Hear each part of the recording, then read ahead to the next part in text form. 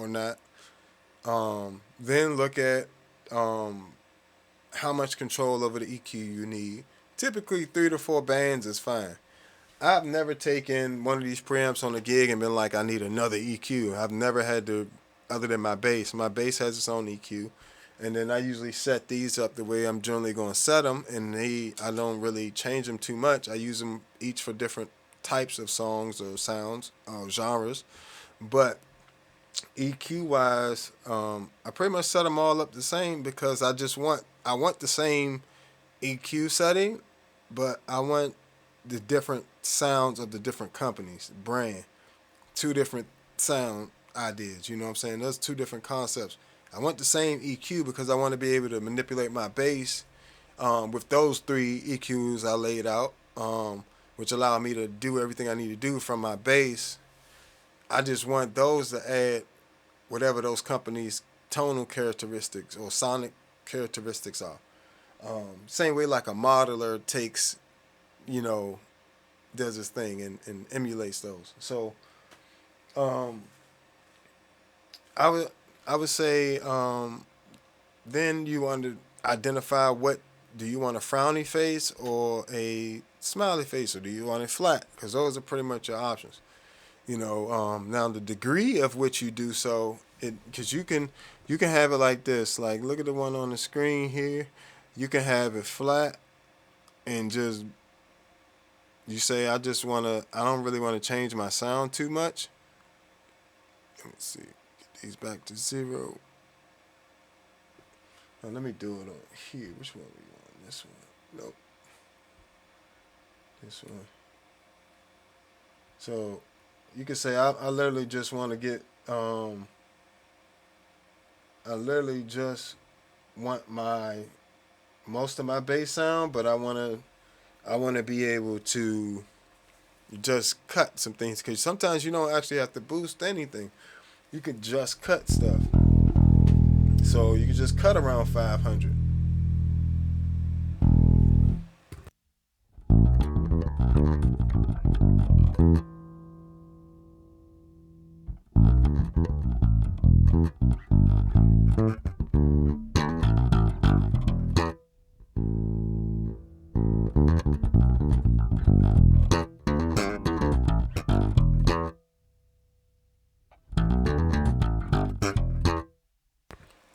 So that's also a technique.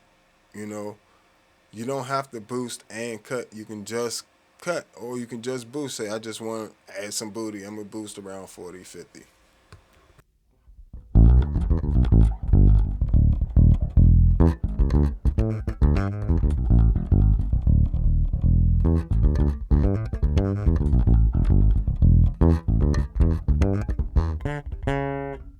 Or say you don't like that high pitched sound. Say, I'm a cut around, I'm going to cut that 10 all the way down.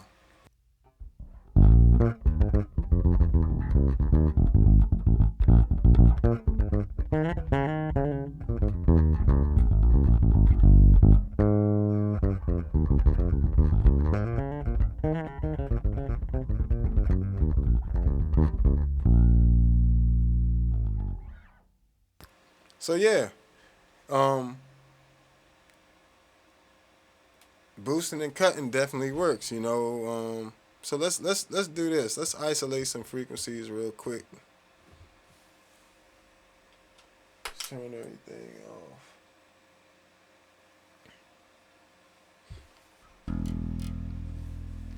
So this is just with the 50, with 50 sounds like with everything else cut.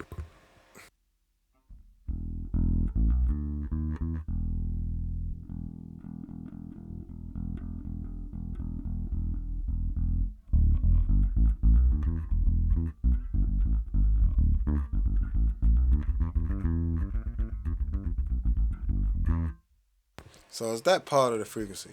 Now let's see with the 120.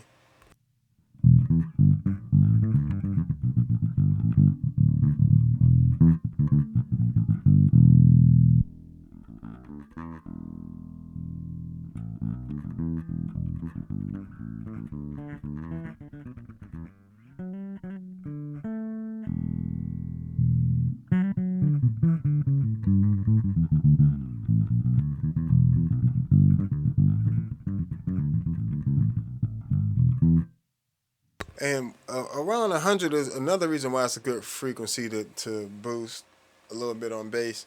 It's because typically the bass drum's sitting below that and everything else is sitting right above that. You know what I'm saying? Like, so it's a good frequency to boost that as well.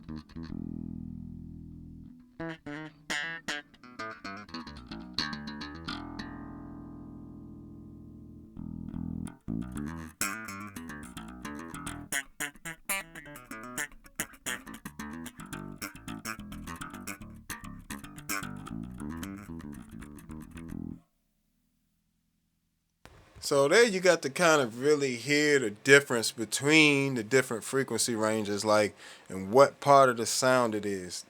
That's why it's really important in how you're EQing it, because as you can hear, all those are literally different. Even from a 400 to 500 is two different frequencies. Like it's like where it's boosting at right there is completely different. One is way woofier than the other, and it's just like depending on the room you're in, boosting or cutting around either one of those frequencies could make a huge difference for you. You know, so that's why I said, you know, EQ is super important, and it's super important that you experiment with it over time. You know, it's not a set in stone thing either. It's like it's the reason why I always set my preamps like that is because depending on the room and what the room needs, I do the rest of that from my bass. But at some point, I do control those things, like, and depending on, like, it's an active thing. Like every song, I'm literally like changing my EQ on my bass or something, you know, or even multiple times in a song, I might have to switch to a finger style and then go to a solo EQ and then go back to the finger style EQ after my solo is done. So even as I'm soloing, like when I'm coming to the end of my solo, I'm thinking about, hey, you know, I got to get that EQ back to where it was. So I might wait until like use my fingers to compensate for how much I boosted the mid range or something, the high mids right there, until I can get to the high mid switch, you know, somewhere when I'm playing bass again. So um, it's it's um it's definitely worth using. So another type of EQ that's useful to you is going to be something. Let's change this to. It's called a low EQ on here on the B6, but it's really a high pass filter. So, you know, typically, this pretty much allows you to cut out some of those subharmonic frequencies that make your amp speakers have to work more. Your cabinets, bass cabinet speakers work more. So let me turn on the actual bass cabinet in the room, and